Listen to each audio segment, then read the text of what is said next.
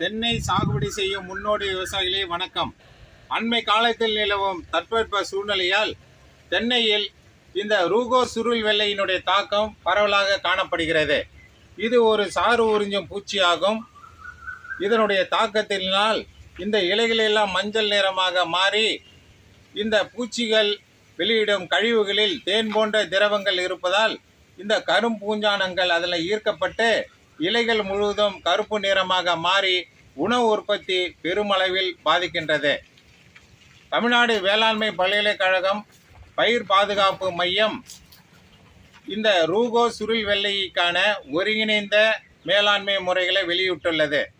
முதலாவதாக, இந்த தாக்கப்பட்ட தென்னை மரங்களுடைய அடிமட்டைகளில் வெறும் தண்ணீர் வைத்து தெளிப்பான் மூலமாக நன்றாக தண்ணீரை பீச்சி அடிக்க வேண்டும். இரண்டாவதாக, இந்த மஞ்சள் நிற ஒட்டுப்பொறியினை ஒரு ஏக்கருக்கு 20 என்ற எண்ணிக்கையில் 5 அடி நீளம் 1.5 அடி அகலம் என்ற அளவில் இந்த தென்னை மரத்தினுடைய அடி தண்டு பகுதியில் இதே மாதிரி நிறுவி அதன் மேல் விளக்கெண்ணியை தடவினால் இந்த மஞ்சள் நிறத்திற்கு அந்த வெள்ளை ஈக்கள் எல்லாம் ஈர்க்கப்பட்டு அதனை கட்டுப்பாடு வந்துவிடும்.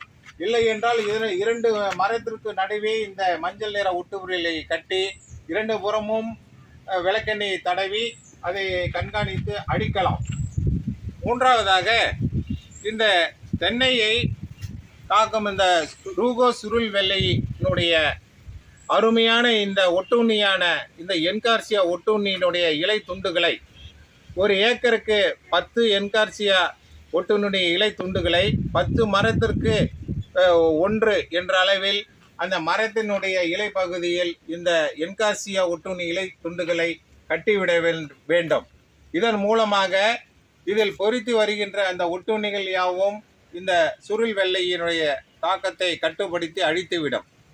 இறைவிழுங்கான அப்பட்டக்ரைசா என்ற அருமையான இறைவிழுங்கினின் முட்டைகளை ஒரு ஏக்கருக்கு 400 என்ற அளவில் அந்தந்த முட்டை அட்டைகளை சிறு துண்டுகளாக எடுத்து அந்த இலையினுடைய அடிப்புறத்தில் நன்றாக கட்டிவிட்டோமானால் அதிலிருந்து பொறித்து வர அந்த கிரப்புழுக்கள் இந்த ரூகோ சுருள் வெள்ளையினுடைய முட்டை குஞ்சுகள் ஆகியவற்றை கட்டுப்படுத்தும். தாவர பூச்சிக்கொல்லியான வேப்பெண்ணெயை 1 லிட்டர் தண்ணீருக்கு 5 மில்லி என்ற அளவில் ஒட்டும் திரவம் கலந்து நிதானமாக அந்த அடிமட்டைகளில் தெளிப்பான் கொண்டு தெளிக்க வேண்டும். பரிந்துரைக்கப்பட்ட ஒருங்கிணைந்த உர மேலாண்மை முறையை கையாள வேண்டும். இதன் மூலமாக செடியினுடைய சீரான வளர்ச்சிக்கும் பூச்சி மற்றும் நோய்களுக்கு எதிர்ப்பு சக்தியும் கிடைக்கும்.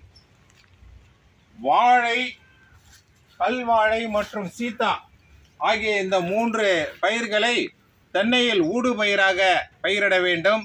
ஒரு ஏக்கருக்கு 20 முதல் 25 வாழை மரங்களை பயிரிடுவதால் இந்த ரூகோ சுருள் வெள்ளையினுடைய இயற்கை எதிரிகளான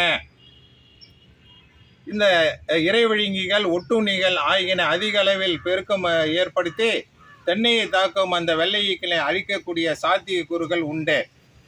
இன்னொன்று முக்கியமானது, அன்பு விவசாயிகளே, எக்காரணம் கொண்டும் வேர் மூலமாகவோ இலை வழி தெளிப்பாகவோ பூச்சிக்கொல்லிகளை பயன்படுத்த வேண்டாம்.